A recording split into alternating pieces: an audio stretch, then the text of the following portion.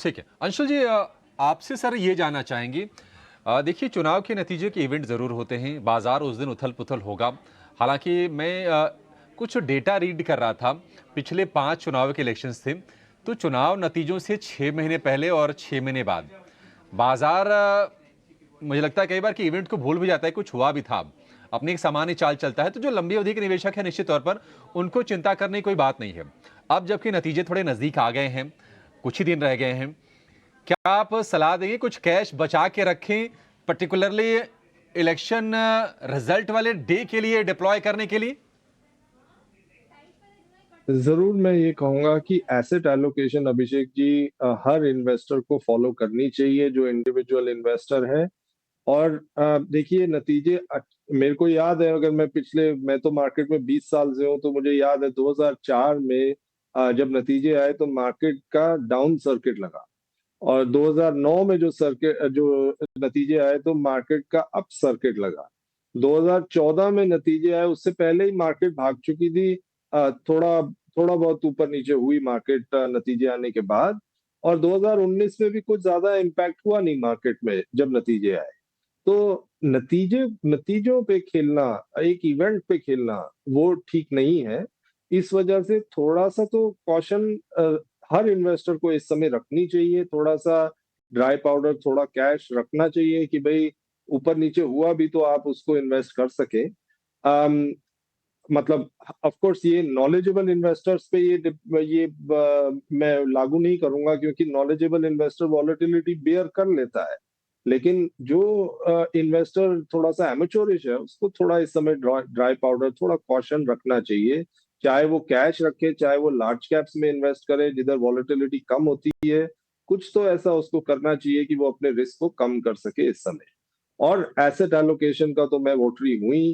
अपना सारा पैसा एक एसेट क्लास में नहीं डालना चाहिए। एसेट एलोकेशन डेफिनेटली हर इन्वेस्टर को करना चाहिए। अब अगर आप मार्केट की साइकोलॉजी समझें, तो जैसा आप अभी थोड़ी देर पहले कह रहे थे कि एफआईआईज ने पिछले 6 महीने में 3 से 4 बिलियन डॉलर का इंडियन एक्विटीज को बेचा है। एफआईआईज की Indian holdings is at an 11 year low. अगर आप पिछले हफ्ते तक देखें तो एफआईआईज का नेट शॉर्ट इंडिया में वो पीक पे था। अभी तक इतना शॉर्ट उन्होंने कभी किया नहीं था, जो कि अभी पिछले हफ्ते में उन्होंने थोड़ा कवर किया है।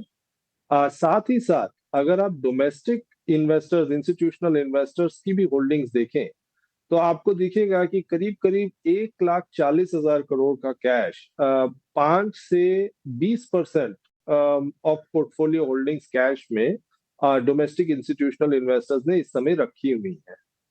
ये सारा सेटअप ऐसा बताता है कि एक इवेंट जो कि इतना अनसर्टन है, उसके चलते मार्केट में थोड़ी नर्वसनेस थी और इस वजह से मार्केट ने अपने को लाइट किया हुआ है।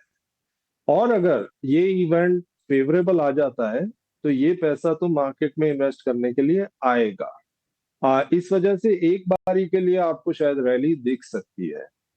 और मैं ये नहीं कहूंगा कि ब्रॉड बेस्ड मार्केट में अपसाइड यहाँ से दिखती है। मुझे ऐसा लगता है कि कुछ सेक्टर्स काफी स्ट्रेच्ड हैं और यहाँ से अपसाइड की उम्मीद उनमें बहुत ज्यादा करनी नहीं चाहिए। लेकिन अभी भी stock specific, sector specific opportunities हैं जो कि इतना ज्यादा चली नहीं है। और जहां पे कि अगर आप 3 से 5 साल का व्यू लेके उन स्टॉक्स को पकड़े और बीच में अगर कोई वॉलेटिलिटी आती है तो उस वॉलेटिलिटी को बेयर करें, तो रिस्क एडजस्टेड रिटर्न काफी अच्छे बन सकते हैं। मैं अगर आपको एक उदाहरण दूं, तो रूरल लिंक्ड कंपनीज जो है, डिस्क्रिशनरी कंपनीज, वो कंपनीज इस समय जहां मार्केट ऑल टाइम हाई पे है, ये कंपनीज आधी है फ्रॉम देयर पीक।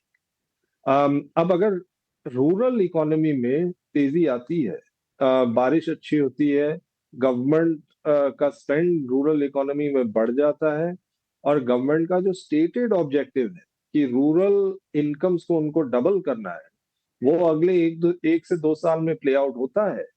तो जैसा वॉरेन बफेट कहते हैं कि rising tide lifts all boats, तो हमें लगता है कि रूरल इकोनॉमी में भी तेजी उस वजह से आनी चाहिए। और स्टॉक्स में इस समय कुछ भी बिल्ट इन नहीं है।